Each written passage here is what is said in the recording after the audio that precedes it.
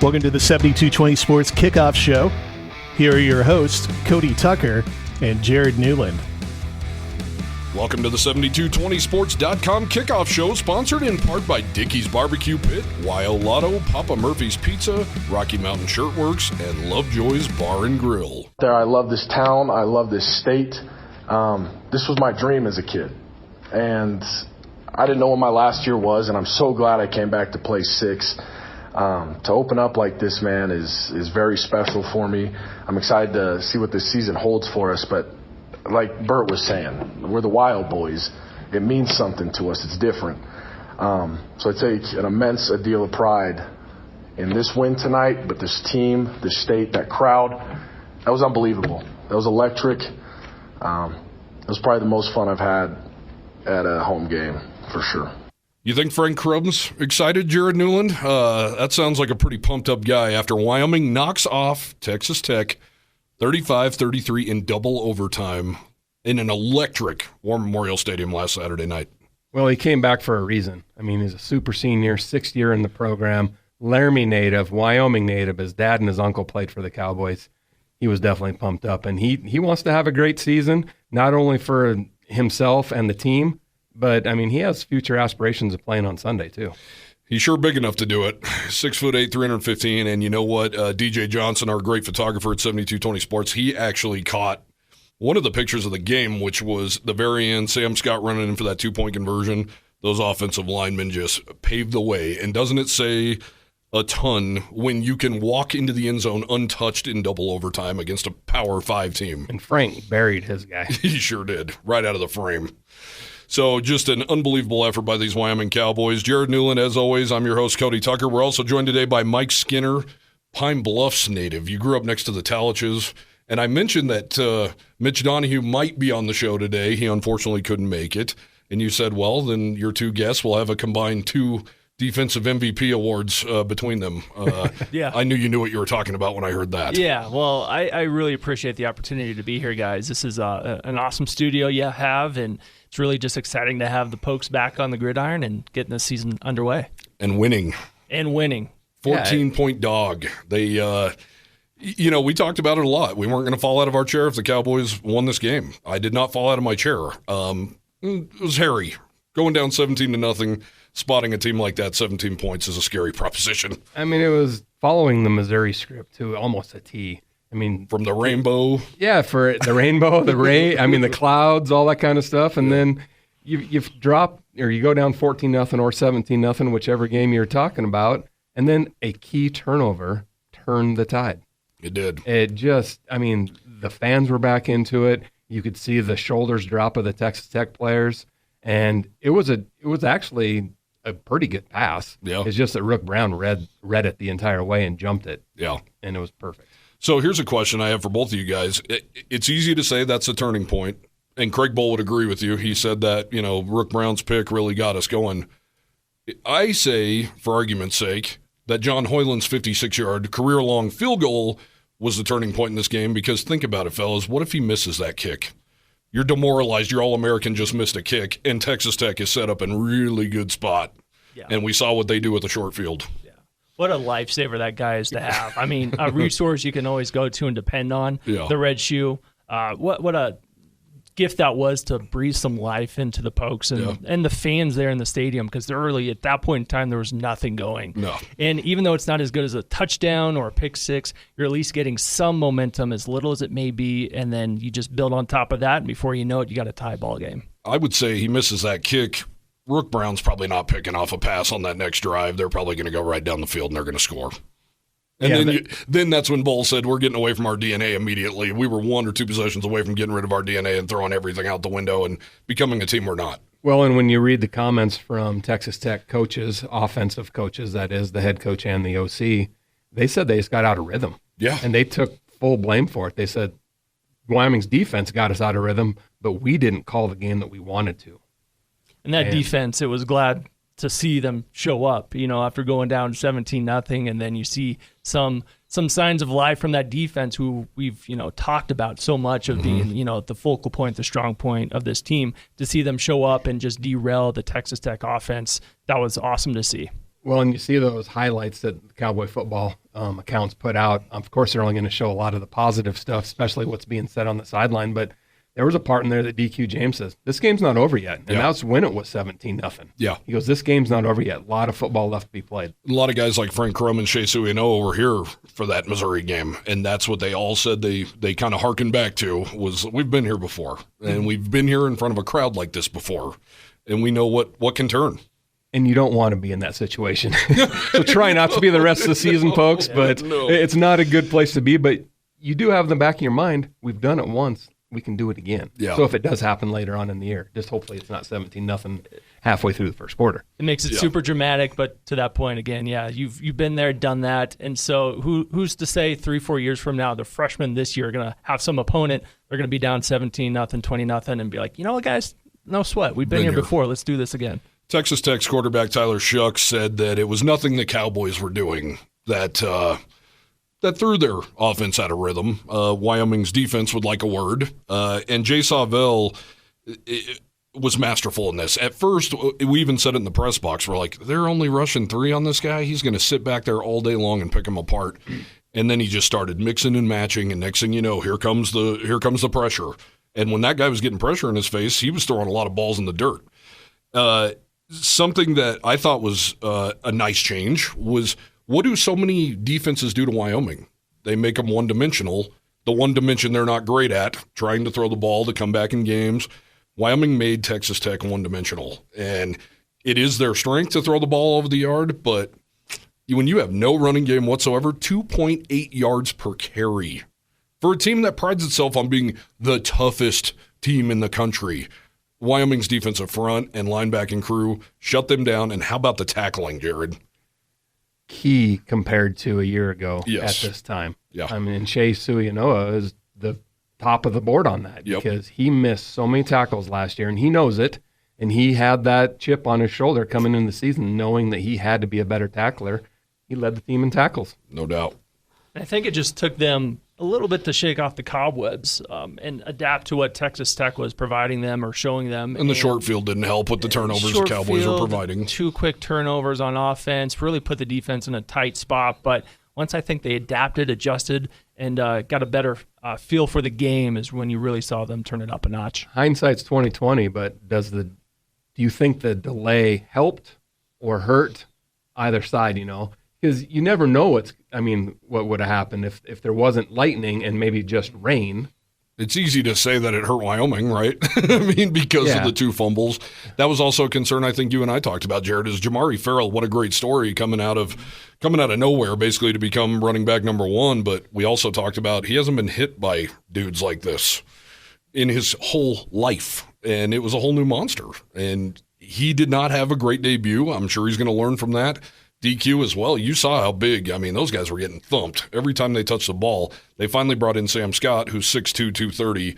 He looked more natural, I guess you could say, against a huge defense like that. It was almost like there was happy feet back there, especially in the first quarter. Mm-hmm. They didn't know where they were going to go. The holes weren't there like they were in the fourth quarter. Yeah. And it was just a lot of nerves, I'm sure, for those guys. Yeah. Yeah, I would imagine a lot of, feelings and just amped up there at the very beginning, especially for that junior college transfer who knows what his home game day atmosphere was like, and going from 2,000-3,000 fans to 26,000 screaming fans at 72,000 or 7,200 feet. It's got to be night and day difference. It's like playing at Pine Bluffs. I bet there were more people at Pine Bluffs than Saddleback Junior College. Maybe, but these days probably sure. Back when I played, probably not. Let's hear what Craig Bohl had to say on his defensive coordinator, Jay Sawvell, and the effort those guys put out on that side of the ball. I think a mixture of Jay's timing and tempo. I call him Doctor of Defense. I'm sure you guys notice you're all learned football coaches or football guys that we were in a 3-man front dropping 8. Hadn't done that before. And so, I thought it was a stroke of genius on his part. He began to watch tape over the summer. And I had some apprehension of it. But then we worked through some things, and I thought Jay come up with a good plan, and then the guys executed, and that really helped. I think it may have thrown them off a little bit simply because we were able to get lined up, get our feet underneath us. There was maybe 1 or 2 times that we didn't have somebody set the whole time, and that allowed us to be balanced, to be able to stay in that tempo. And then the quarterback had to hold the ball a little bit. Bull loves calling him the doctor of defense, and he can call him whatever he wants as long as he does that. What was funny, Jared, is we've talked about this defense, like you alluded to, Mike, we've talked about this defense over and over again. I started getting mocked on social media after this went up 17-0. I thought this defense was supposed to be awesome. Salty. Yeah, last time I listened to you, this defense is what we thought they were going to be, and I think they're going to be even better. They played a quarter plus without Colby Taylor on the back end as well. So they got 91 passing yards on those first 2 drives, Texas Tech did. Other than that, shut down. Almost didn't score for 3 consecutive quarters. That first touchdown, too, the receiver had to double catch that. Yeah. It went off his chest, and he had to catch the carom. And what a beautiful. That could have been an incomplete pass. And that was such a beautiful throw, though. When you saw that and you saw the precision of Texas Tech right away, you went, oh, man. They're for real. Yeah, this might get really scary. You could just see that touchdown throw and midair. You're like, yep, that's 6 points right there. It looked effortless. And you thought, oh, no, what's about to happen? Then followed by 2 fumbles, and it really started to feel weird. But, of course, we know things turn for the better. Yeah. I still think Texas Tech's going to have a hell of a year. I do, too. I think they are hope they good. will. Yeah. I asked Tim Polasek, Wyoming's offensive coordinator, Monday, would you be surprised at all if they beat Oregon? And he was like, well, off the record, and I have no problem sharing this. Yeah, no, I wouldn't be shocked at all. I wouldn't be shocked at all. Mm-hmm. Not at all. And they're walking into Lubbock. That's a good team. That's a really good team. I don't think they're going to fold the tent the way Missouri did in 2019 where they go and lose at Vanderbilt. I don't see that with this Texas Tech team at all. They got out of rhythm, but I thought they also played into the Cowboys' hands. They got away from the run. I know it wasn't working well, but they got away from the run, and they pride themselves on being so fast that their 3 and outs were like 25 seconds. And what do you not want to do for a team trying to play catch-up? Give them the ball right back, and that's what they kept doing, giving it right back. And then, obviously they had their field goal kicking woes, which really helped the Cowboys as well. But they did not manage the game, in my opinion. They went with who they are, which we've seen Bull do that 100 times, but they went with who they were, and they were not deviating from their system at all, and I thought it played right into Wyoming's hands. And who knows what would have happened if they would have maybe stuck to their run game and getting the guy outside a little bit, trying to get the guy outside a little bit. Some bubbles. Bubbles, dump passes, whatever it may be, but they kept going over the middle or trying to go, 15-yard outs or ins, and it just didn't work for them. Yeah. I really do hope Texas Tech goes on to have a great year, because then you look back 2 months from now and you're going to say, oh, yeah, remember Wyoming knocked off Texas Tech, who's gone on to win X number of games in a row. Yeah. Just makes Wyoming look that much better. People joked about this, Jared. We talked about it on our last show that this will be the best offense arguably Wyoming sees, but we argued that this might be the best defense Texas Tech sees. Teams in the Big 12 aren't physical like the Cowboys, and the Cowboys were physical all over the field. They were, and the coaches and the players even commented on that. Yeah. From Texas Tech. So and they're fans too. If you go to some of the Texas Tech, articles and stuff like that and read the comments, yeah, a lot of people did give Wyoming credit for being, hard-nosed, blue-collar, and they said, guys, they're kind of like us. Yeah, absolutely. So before the game, Joey McGuire said, we strive to be like Wyoming, a team that can run the football between the tackles and can punch you in the mouth. The one fault on Joey McGuire, talking about the altitude, coming in a day early, feeding them all this beet juice, just come up and play the game. Yeah. I don't know how many times these younger coaches are going to have to go through this to realize, quit playing mental games with your own team. Yeah, no doubt. And maybe I'm out of the blue. What is beet juice going to do to help? That was a Mike Leach thing. Under a rock. Okay. It's the sodium and the vinegar that's gotcha. It's in the juice. I guess they should change their game plan. It didn't seem to work. That was a goofy Mike Leach thing 100 years ago, and there's no proof if it ever works, right? None. Joey McGuire did say he didn't think his team tired out. Visual would maybe say otherwise, especially when Sam Scott's walking into the end zone untouched on a 2-point conversion. Also, his 16-yard touchdown run on what I thought was such a critical drive to open the second half. Untouched. Again, and Frank Crum put his dude on skates and pushed him right out of the frame again. It was a truly impressive effort all around. That offensive line was starting 2 redshirt freshmen that have never – Luke Sandy and Wes King were kind of filling in for each other. Those guys had never played before. Caleb Barnett played a lot last year, but that's his first start at right tackle. It's basically Tulifono and Crum are the anchors of that offensive line, and Jack Walsh, he played a little last year as well, but that's a young, unproven offensive line. They had some penalties, some false starts, but no holdings. No holdings, yes. Yeah. Which is key because that's even, that's a 10-yarder versus a 5-yarder. But they did put themselves behind the 8 ball a couple of times, and I'm sure that they worked on that all week long, and especially, and then going into a game like today against Portland State, they're going to try to, come out penalty-free if possible. Yeah. Yeah, you really had no idea what to expect. You had, a pretty young-ish offensive line with a few staples there, and with Frank Crum leading the way, but then no really solidified running backs. You're like, what's going to happen here? And thankfully, Sam Scott, I think, proved to be kind of the lead back, at least for that Texas Tech game, and the line held up their end of the bargain. And as you pointed out, Cody, just wide open gaps for Sam to just run through. That was pretty cool sign to see first game of the year. Couldn't have started off worse, fellas. Fumble from Jamari Farrell. Those false starts you're talking about, Jared, happened on first down, putting you behind the sticks immediately. Then DQ James fumbles. Texas Tech's turning that into immediate points. It's 17-0 right off the bat. Let's hear what head coach Craig Bohl had to say about that start. I think the maturity showed because we did not start fast. Every checkpoint that I did talk about in the pregame meal of things that we're going to need to do, I was like, did these guys even listen? And so, there was certainly an amount of frustration, but the players worked through those mistakes, and then good things started to happen. Obviously, I think from what I understand, they were a ranked football team, and they deserve to be ranked. So I think we beat a good football team tonight, and so we're certainly excited. So that was funny. He said it right after. Did they even listen to one thing I said during the pregame meal? I mean, they did everything the polar opposite of what I asked them to do.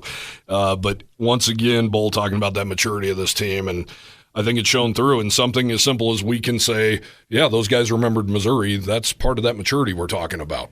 And Bohl's always said he'll know what kind of a team he has in that first game midway through the first quarter. Well, maybe it was the second quarter of this game. Boy, was but, he wrong. But also, coaches have always said the biggest improvements a team makes is between the first and second game. So let's see if the Cowboys can come out today and be penalty-free, be error-free, turnover-free, and be that much more solid than they even were on last Saturday. Right. And credit to the team, the staff, coaching staff, for just not turning it in after getting down 17-0. They fought back, and so looking forward to today. Let's hope that they can actually turn on the afterburners and pull away and not just necessarily, quote-unquote, play down to the competition. Well, even Craig said, I think it was your question, Cody, what would have happened? Or he said to you, Cody, if they went and scored one more time, we didn't get that interception, we would have to change our whole game plan. The whole thing would have been shot. And that's the beauty of Joey McGuire and Texas Tech, but playing right into the Cowboys' hands. They didn't have to change a thing. 7 straight possessions, they go. Yeah. Nobody does that to Texas Tech. No. Nobody. And it doesn't matter where. Yeah. Everybody pay attention. I know it's at Texas Tech today, all this kind of stuff, but pay attention to what they do differently today that they probably learned from against Wyoming last Saturday. So you guys, like a lot of our listeners here, were in the crowd. I want to get to Andrew Peasley in the second part of the show after the break and really talk about him and his afternoon. But you guys were in the crowd. It was electric. Even before the lightning delay, here comes the entire Wyoming student section. They're chanting cuss words like they were in the old days. I mean, it felt like the old days to me, like gritty into it, yelling, screaming. They had everybody's attention right off the bat. Then it fills up, and it was the loudest I've heard it from the press box.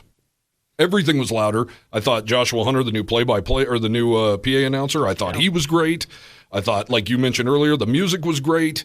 Everything seemed old school, seemed right, but in a great way. Yeah, seemed right. Hats off to the staff. I thought they did a really good job. A lot of comments I saw is that like the cleanliness of the concourses, the restrooms, the concessions, all that kind of stuff. Food lines were less. I know there were some areas that did run out of food, but I guess that happens. It shouldn't happen the first game, but it does.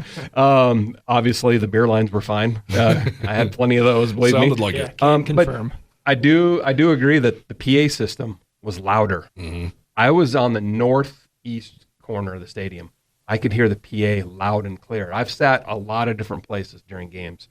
There's times I can't hear the muffled sound of that PA system. So they cranked that up. The music selection I thought was great. Yeah. Compared to what it's been in the past. Yeah. And obviously the overall atmosphere of winning and 26,000 people. But from now on, don't rush the field. I mean, Wyoming, we need to understand that Wyoming is going to win games. You don't need to rush the field and celebrate every single time they do it. Hopefully this will be the norm. Exactly. But they don't need to rush the field. Yeah. I know Craig Bowl looked like he was scared to death, and he was doing some yelling after that one. He wanted to get over and shake hands with Joey McGuire, and the students made that almost impossible. One of the things you really worry about in a lengthy delay like we had on this past Saturday is just losing that energy, that everyone's there, they're excited, they're ready for kickoff, and then all of a sudden, we have to wait, another hour for this? Like, we're amped up. But that never faltered. I was luckily, Cody, I didn't know what was going on in the stadium. I was out in the tailgate, and Cody sent me a text that, by the way, there's lightning in the area. I haven't got a final answer on everything. So I told everybody, I said, no need to tear down yet, guys. We're not going anywhere. Yeah. So, and then one of the athletics department personnel was walking around too. And I said, hey, could you text when you go in there and give us an update? Because the clock's still running. Yeah. It didn't reset yet. And he goes, yeah. And 5 minutes later, he texted me and said, yeah, we're going to be in delay and expected to kickoff is this. And I was like, perfect. I told everybody, we got another hour, guys. Yep, yeah, another 6-pack. Exactly. I mean, for you. that was one of the confusing points there at the beginning of that. We saw the clock in the stadium tick down to, triple zeros, and then 40 minutes just got popped up on there, and nothing happened. There was no really PA announcement. And like Jared, I found out through your update on 7220 of what's going on, what's happening. And so hopefully we never have a rain delay again, but just tell the folks who are there what's going on so we can at least go get another beer or something or go to the bathroom. But, it all worked out in the end. There must have been mixed signals, though, on what the whole delay was going to be, though, exactly to the extent. Because they normally know as soon as there's lightning within 5 miles, it's a reset of 30 minutes. Well, that's a rule. Fair. Then when the clock started again, they kind of turned a blind eye to a huge strike off to the south, off to the southeast side of the stadium. Maybe it was 5.1 miles. Yeah, exactly. Yeah. We all went, hope nobody saw that. CBS caught that on air, actually, when I watched replay, the play-by-play and Aaron Taylor, they saw that and and there's lightning. Yep.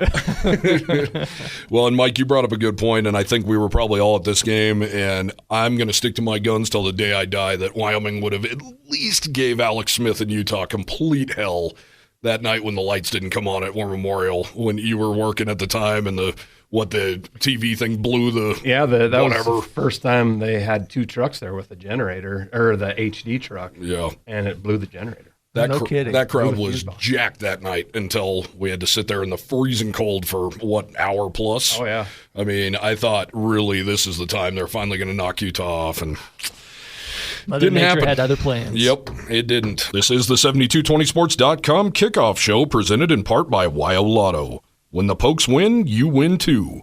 Learn more at wyolotto.com. This episode of the 7220sports.com kickoff show is also sponsored in part by Dickey's Barbecue Pit, Papa Murphy's Pizza, Rocky Mountain Shirtworks, and Lovejoy's Bar and Grill. We'll see you on the other side of the break. We'll talk about Andrew Peasley and a little bit on Portland State, today's opponent.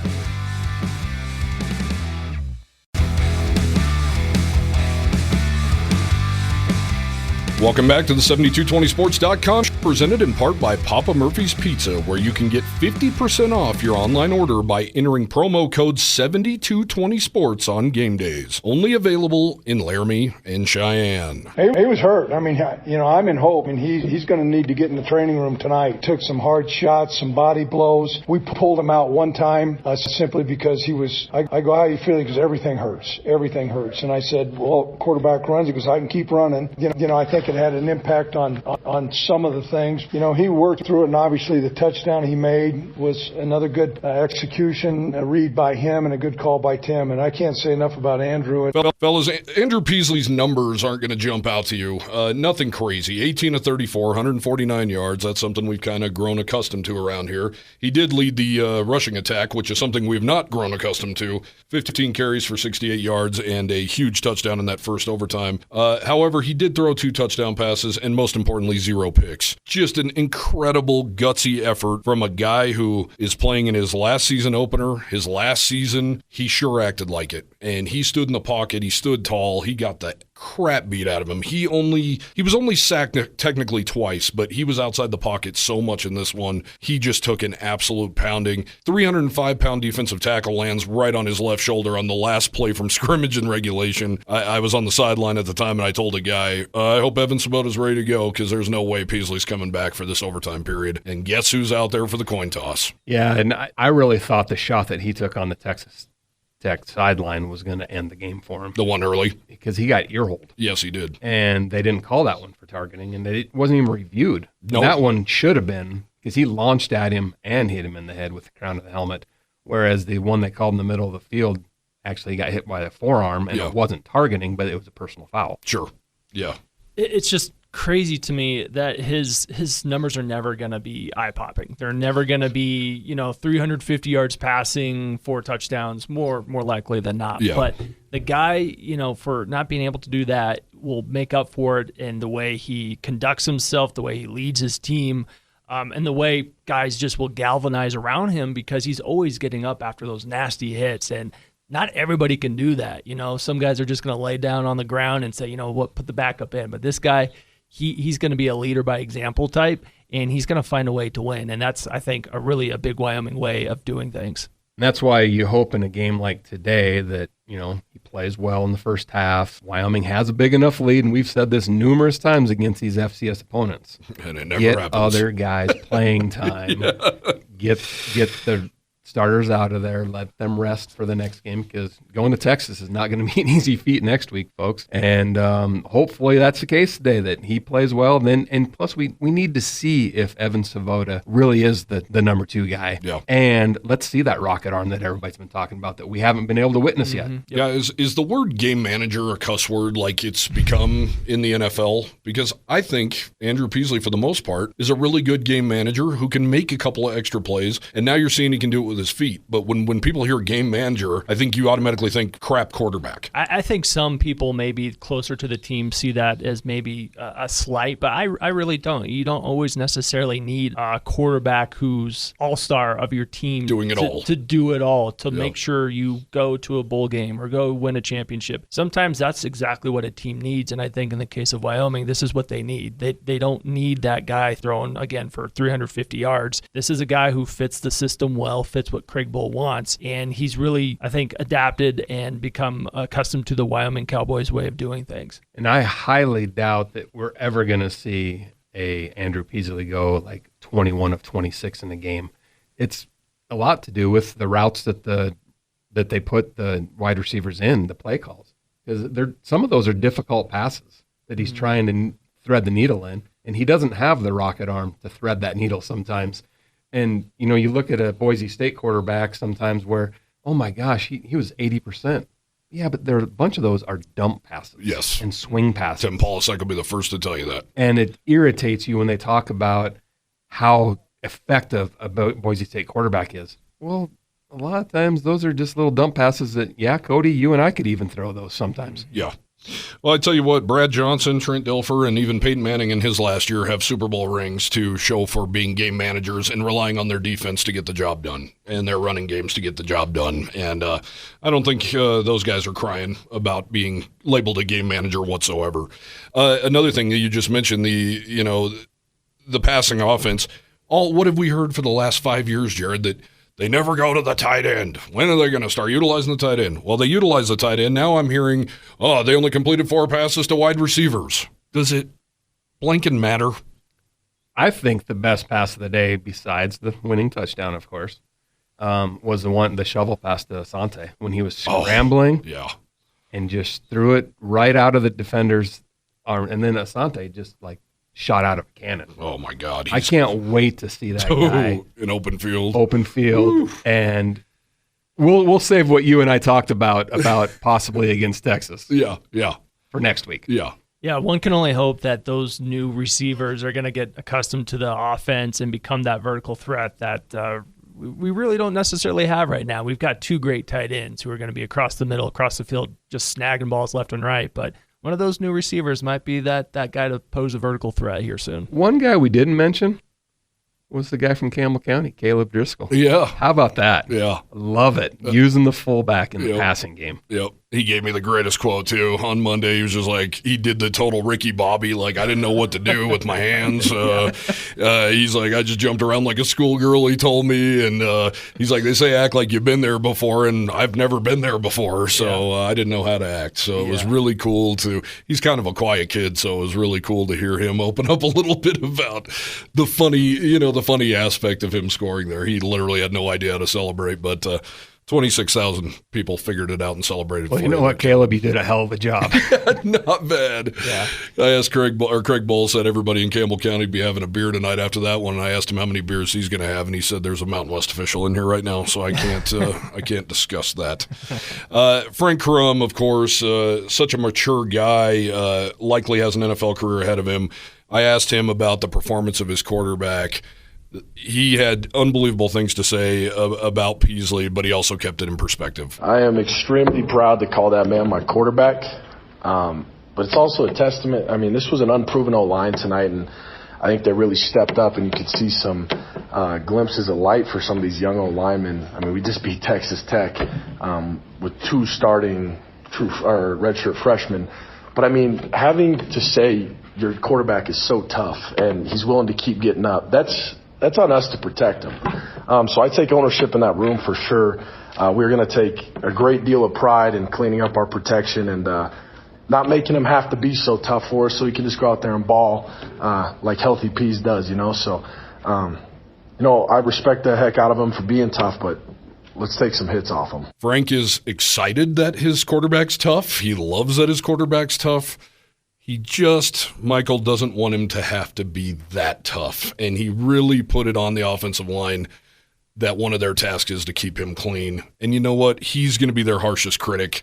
Craig Bowl thought the offensive line played great. I think we are all in agreement that they did play great.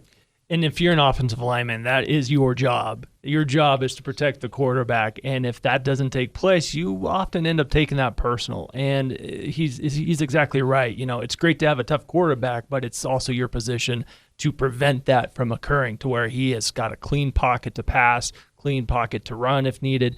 So if you're an offensive lineman, which I was shockingly back in the day, you take that personally. If someone beats you, if your quarterback gets hit, you take that personally, and I know Frank Crum does as well.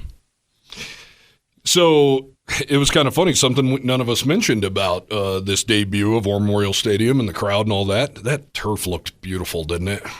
It looked great, and the reason I bring it up is because Andrew Peasley was so beat up. Even he managed somehow to have grass stains on his pants, which were really rubber pellets. Well, and I think some of it, too, is the paint for the Mountain West logo. Yeah. That normally is actually part of the turf. Yes. But the Mountain West logo is actually painted now because it's the 25th anniversary, and I think there's something going on with the rebrand. Yeah. But he actually looked like he just got done playing on a grass field and just got the tar beat out of him, and he had scratch marks all over his arm, and he kind of leaned on the podium with one arm and was just like, go ahead, guys. He was exhausted. Fire away. Yeah. He surely is the one to call if you need a Yelp review on the field installation this year. So, but no, you're right, Jared. That field looked great. It's something that you don't really think about when you go to a football game. Oh, the artificial turf looks great, but it caught my eye as well. Just seeing the different turf, how different shade of green this year, and again at nighttime, as the sun setting. It was really popping. And I know we see a lot of comments on there, well, why isn't the booking horse bigger? Well, it can't be, folks. Yeah. There's a rule about the logo has to be within the hashes. Yeah, And this you isn't see basketball. that everywhere across the country. It cannot be outside the hashes. Well, let's hear from the man himself, Oregon native Andrew Peasley, on staying in the fight. I asked him point blank, was there any chance in hell you were coming out of this one? Yeah, not a chance, but I was hurting. Coach Bull asked me how I was at halftime, and I just said my body hurt. He said, "Can you run?" And I said, yeah, I got you. And I did. I think the offense and defense, the whole team just had something click in the second half. It was kind of just we got in our zone. Obviously, we started out a little slow. 2 turnovers on offense, and then, I got lucky with a pick. We got a defensive penalty, so I think we need to clean that up. I think that's really important. That was our main goal, is to have clean football, and when you come out and give a team like that what was it, 17-0? Yeah. That's dangerous, but then again, our main goal is always to fight, and we did tonight. And so it was good to see our team and just O-line. Everyone was clicking in that second half, so it was fun. Zero chance he was coming out of this one. And I got to tell you guys, I was seeing the tweets during the game, and people were going, man, he is hurt. His knee's hurt. He's shaking his head every 2 seconds. He has to have a concussion. How come they haven't taken his helmet? Well, apparently he doesn't have a concussion, or they would have pulled him out of this game. He took about as much of a beating as you can take and stay in a college football game. Yeah, and there were those times when he got up limping, like you saw him last year at Hawaii or even the San Jose State game. You're like, oh, no, not again. Mm-hmm. And the one time they did take him out to make sure they did some testing, Savota, he managed the game, when he was supposed to. And I actually ran into Sabota's dad out in the parking lot before the game. They were tailgating right next to us. Mm-hmm. And I said, is there a package or two for him? He goes, yes. Yeah. So, and we probably didn't see it. Probably not the full package for sure, but I mean. Because he was forced into action. Yep. Make no mistake, fellas. Andrew Peasley's beloved in this locker room. He gets so much crap from the outside. He does. And I know his debut last year against Illinois was it was scary bad, but it wasn't all on him. But boy, did he take the brunt of it. He still does. People really don't believe in this kid. And you know what? I wrote it in my column this week. You can hammer this kid for all kinds of stuff, his limitations, his arm strength, some of his decision-making, but the heart, the grit, all that stuff.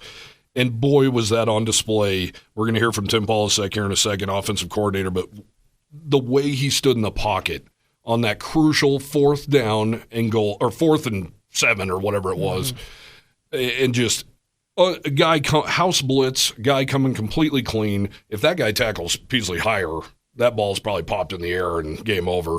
He stood in there, took it. He joked that he didn't even get to see the play that he threw, the laser to John Michael Gillenborgs because he was on his back, and he just looked at Wyoming sideline and saw him celebrate and heard the crowd, and that's how he knew that he connected on that.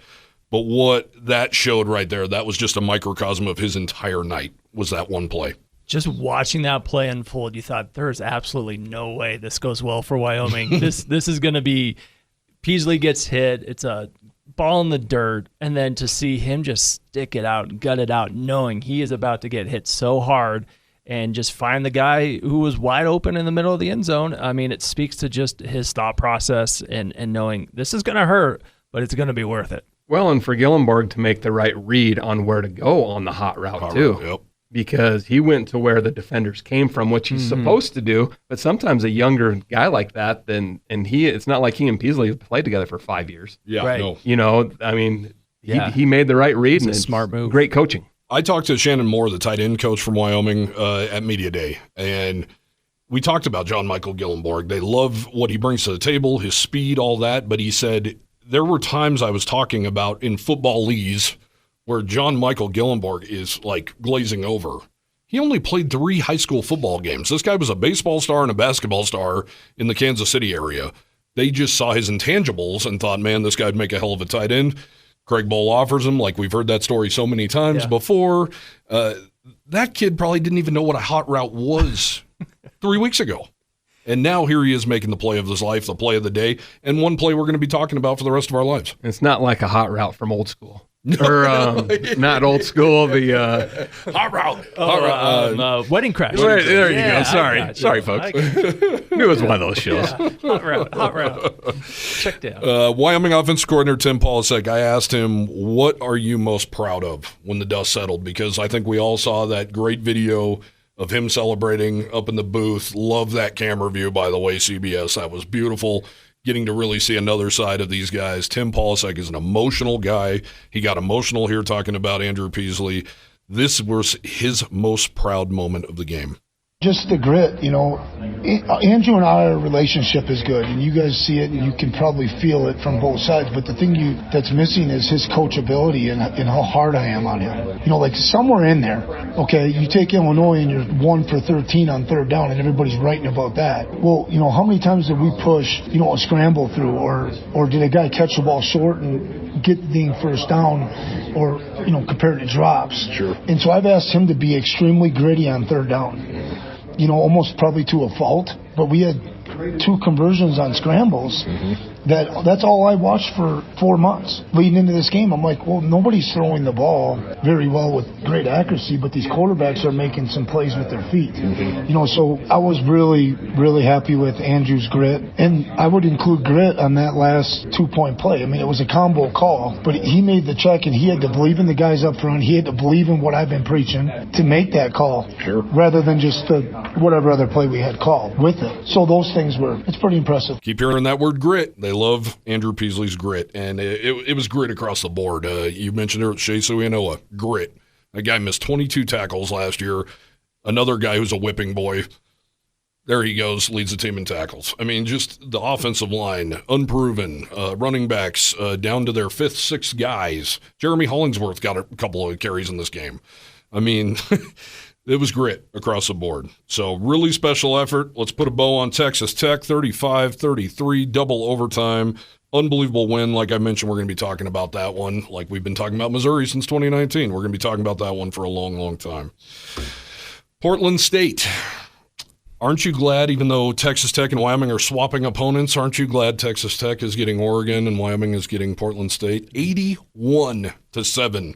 The Vikings fall in Eugene last Saturday, and it was every bit as ugly as that score would indicate. And they scored on 9 touchdowns. On 9 straight possessions. 12 of 13. And it was 7-7 at one point. 8-7. Or 8-7, excuse me. They went for 2. But yeah, Oregon just went for 2 just in case. You never know. Safety, yeah. The first time I saw that score on my phone, I thought, that's a typo. There's nobody scores an 80 burger in football, rarely, but early on in the year, you get some of these really bizarre, odd matchups, and it kind of happens. And I really feel bad for the Oregon Duck mascot. I think it was like 584 push-ups they had to do after each score the Oregon Ducks had. He's the only guy who's more sore than Andrew Peasley on Sunday. Exactly. Cody does that many every morning. Every morning. That's how I'm so fit. Brought to you by Coors. Yeah, this body's brought to you by the 12-ounce girls, yeah. Portland State gave up 729 yards of total offense. We knew this was going to be a complete mismatch, but this is unbelievable. It wasn't like Oregon was trying to run up the score and they were trying to be, jerks about this thing. They just were that much better. When the dust settled on that one, we found out that Portland State played 22 freshmen, 7 of which were playing high school football the year before. Now they're lining up at Autzen Stadium. That couldn't have felt great.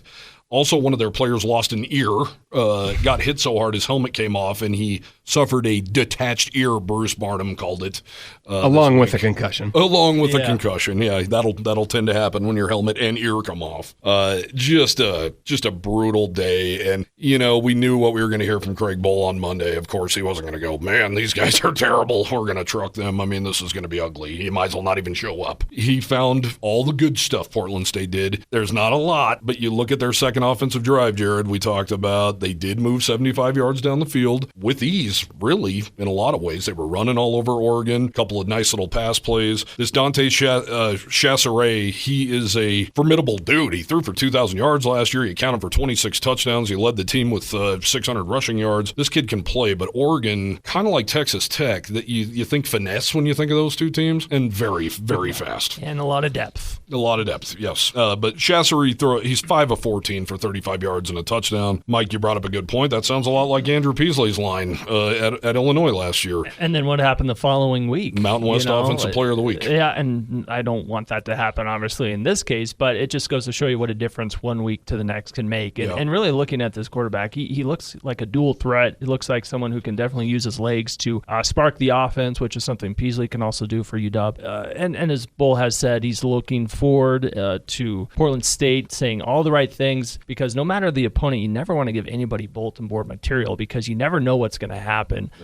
You just look to last year where Wyoming hosted Northern Colorado and they were only up 6-0 at halftime, and you thought this could turn ugly or for the worse in a heartbeat. You never know exactly what's going to happen, and you don't want to make things worse by giving somebody any more motivation than they already have. And that's going to be the talking point all week, and it has been, is Wyoming has not taken care of business against FCS programs. And that's what they have to take care of business against these teams, and don't let them hang around into the fourth quarter because bad things happen. Yeah. And Wyoming has to come out with a big start today and just put this game, a no-doubter, at least midway through the second quarter. And then you have the opportunity to see some backups. And most importantly, we need to see Sabota throw the ball. I loved the balance. I love the play calling by Tim Polasek in the opener. Imagine that against a lesser opponent and executing. You mentioned the throw in the dirt over to DQ James in the flat. That can't happen today. But imagine Asante probably doesn't get caught against Portland State. He probably doesn't get caught. He's probably gone. Right. So that's what you got to see. Wyoming has lost one game in the bowl era to an FCS team. That was a humbling experience in the opener against North Dakota in 2015. His first game ever against Montana. That's a one-score game. Idaho, after beating Missouri. Idaho comes in. It takes Trey Smith a 75-yard touchdown run to beat the Vandals at home. Montana State was a last-second touchdown throw from Chambers to Welch. We can't be talking about that next week. We cannot. It's got to be just the no-doubter, put it to bed quick. Oddly enough, we don't talk about our picks for the week. We both picked the Cowboys to win 44-6. That's what it needs to look like. It does. It just one time in the bowl era, put an FCS team away and make fans feel better about the whole team and about the whole situation going into obviously a very tough opponent next week on the road in Austin. Yeah, it would be just wonderful to go into halftime today and seeing a lopsided score. Well, let's run down these games real quick, Jared. I have them pulled up here for the Mountain West. Do you have them pulled up? Yeah, I do. UNLV at Michigan. Most likely going to be a bloodbath in the big house. Cal Poly at San Jose State. Maybe the Spartans can get on the winning track here. UCF and Boise State. Can't wait for that. Go Knights. Idaho at Nevada. Maybe Nevada can show something, but I actually picked Idaho in this game, I believe. UCLA, San Diego State. Maybe there will be a sellout at Snapdragon Stadium tonight. Who knows? Air Force at Sam Houston State. Actually, it's in NRG Stadium in Houston. But watch out. Sam Houston State can throw the ball. Yeah. They are a fast-paced throw-the-ball team. So Tennessee Tech at New Mexico, Idaho State at Utah State, Eastern Washington at Fresno State, and the mighty University of Albany at Hawaii. Imagine that flight. Boom. What is that, 7 time zones? Damn near as far as you can go from one point A to point B. 5,000 miles. And then here's the one question I want to ask before we get off the air here and get on to the pregame show for the Wyoming Cowboys, who are taking on the Portland State Vikings today, 2 p.m. kickoff. It is on the Mountain West Network, streaming only. Fellas, thanks for joining us. Mike Skinner, appreciate you, man. Jared, as always, enjoy the game today. This has been the 7220sports.com kickoff show, sponsored in part by Dickey's Barbecue Pit, YO Lotto, Papa Murphy's Pizza, Rocky Mountain Shirtworks, and Lovejoy's Bar and Grill. Thank you for joining us. For Jared Newland and Mike Skinner, I'm Cody Tucker. Stay tuned for Wyoming football next, right here on KOWB.